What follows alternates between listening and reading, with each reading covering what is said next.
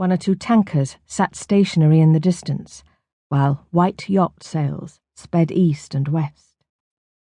To the north, the mountains of the Sierra Bermeja rose towards a clear, cornflower blue sky. In the passenger seat, Tom cut off his sister's call and replaced his phone in the breast pocket of his short-sleeved check shirt. "Can you believe that?" He turned to look at his wife. Belle was sitting in that curiously rigid posture she always adopted when driving. Her body tilted forward at a 20-degree angle, chin out, hands at 10 to 2. She turned her head. Her sleek new bob, the colour of a ginger biscuit, swayed with the movement, catching the light. "Yep, I can." She focused her gaze on him for a second, her dark eyes large in her carefully framed face, before returning her attention to the tunnel they were approaching. She was still an attractive woman, though he couldn't help thinking that she had been even more so before the merciless Brazilian straightening of her naturally wavy hair, and before the grey hairs were ruthlessly and chemically eliminated. Their joint bank account and her suspiciously unlined face suggested that she might have undergone a touch of facial work. That nothing had been said, and truth be told, his more squeamish side didn't really want to know. What mattered was that she was happy. Tom knew what she was thinking, but he refused to rise to any more scrutiny of his sister's good and bad points. They'd been through them too many times, and he knew exactly what Belle thought of Joe and Lucy. They'd clashed all too frequently over them.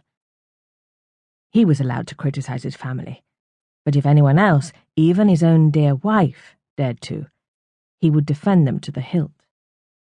He didn't need Belle to spell out her opinions again, especially not while on the way to spend a long, and no doubt emotionally tortuous, few days with both sisters. The next tunnel swallowed them up. The darkness lit by the flare of oncoming headlights and an unforgiving neon ceiling strip. Tom felt a movement inside the padded carrier on his lap. Ferdy, Belle's miniature smooth-haired dachshund, was making himself comfortable. The tiny animal had been chipped and passported, so he could go wherever Belle went. So go he did, despite their son's sneers. Tom shifted his own position in response, and turned up the aircon a notch from freezing.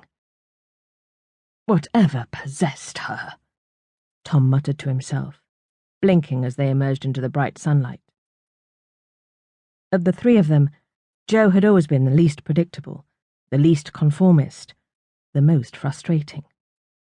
And yet she had still managed to forge a successful career in advertising, eventually co-founding her own agency with Richard Fowler.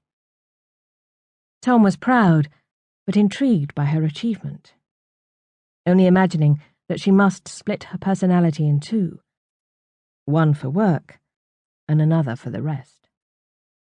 "And if the case doesn't turn up?" he asked. "Sometimes they don't, for weeks."